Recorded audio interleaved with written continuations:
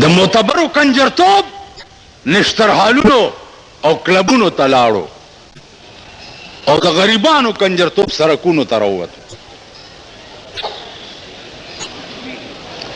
یو ته مې هغه ورځ وې زمونږ علاقه کې واده و، نو بینډ ورسره و، دا سرو جامو والا بینډ راووتو چې دا سرکاري دي که پرایویټ دي. نو ورځ دی غړو هلکه دا ولې یاره چې څوک هلکان دي دا هلکان ستا په ښځه واچوم د سپي بچیه. مولیان اوس د لور د واده کارډ چاپ کوي، مولیان راشي چې په دواګانو رسخت کوي. غریبه کمزورې ده، داسې سنډاګیله یې ورکړې ده. جماعت تم چې هڼ استاد راشي نو او چڼیا ته په ښځه همدا چڼی واچو. جماعت ته ژر شي چڼیا دا پوزې ولې نه دی غوړېدلی، دا جماعت ولې ګنده دی، په تا څه تندر پرېوتی دی، خو ته یې صفا که که نه، ته څه په ګرنیټ لګېدلی.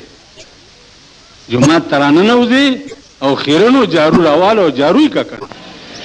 پخوا به ګیر خریلو په دې موټر سایکل ښځې ګرځولي، اوس ګیرې والی په ما چې هلته تېرېږي نو موټر سایکل روکي ښځې ته ما هم ښایي چې دا دی ستاسو دشمن.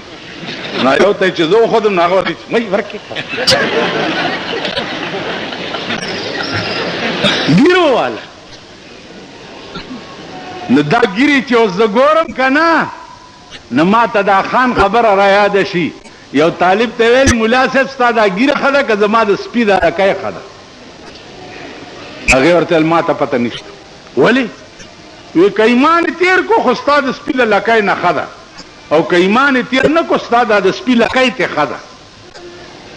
نو چې بربنډه ښځه یې په موټر سایکل په ځان پسې سوره کړي او ګیرې مې دې ګیرې نه د سپي لکۍ ښه ده که نه ده؟ دا چې دې ګیرې نه ونیسم وای نو دا لاس به کله راځي ما کې، او ما اوس کمزوری هم شم ګرځېدی نه شم، دې ګیرې نه مې نیولی. ورته یم څنګه چل دی؟ او دا ښځه یې راته ولاړی. هغه ورځ یو بزرګ را سره ناست و، نو یو خان راغی، نه داس وی خان را وی کینو د خوځېږي ولې کی خو خوړې لاندې نه که څه چل دی؟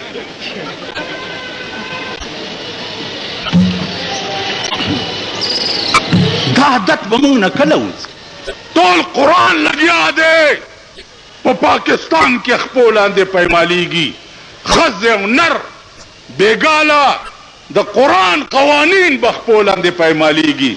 که په دې ځای کې چا د تعزیرات پاکستان د دفعې خلاف ورزي وکړه پولیس به یې نیسي که نه، او په دې ځای کې چې ښځې ورته را رواني د قرآن په خلاف ورزي وکړه پولیس یې نیسي. حفاظت یې کوي چې نه زنانه ده چې لاس دې پې ونه دا خو راوتې هم دیله ده که نه، دا خو راوتې دیله ده، خپل خاوند یې چیچر دی. په ډین پلازا باندې د یو اجرا د پلاستیکو یو ګوډای جوړه کړې ده په ډین پلازا. نو هغه د بله ورځ راسې دا ټاکي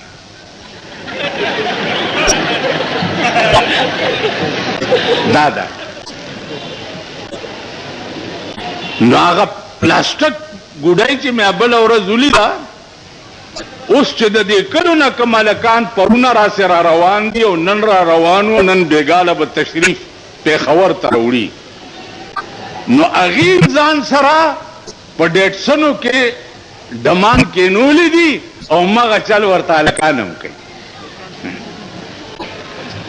د مور وادم دی دویم میړه ته ودیږي، که ښځم دویم سړي ته ودیږي، که خورم بل و سړي ته ودیږي. ولې ګډېږي؟ نن زمونږ د پښتنو خانان چې دي، خانان نه ده، خر زامن. هغه ورځ یو ما ته وایي فلاني ځای ته تللی وم، دا چڼي مڼي ملته ډېر وو، چڼي مڼي. بل څه ویل چڼي مڼي. ما لعنت ستا په دې خوله شه چې دا خبره دې وکړه. کوم هلک چې په کالج کې سبق وایي هغه ته سټوډنټ وایي که نه؟ د لارډ میکالې انګریزي چې ABCD وایي او 1 2 3 وایي هغه سټوډنټ دی، او چې څوک قال رسول الله وایي هغه چڼی مړی دی. دا مردار چې مړه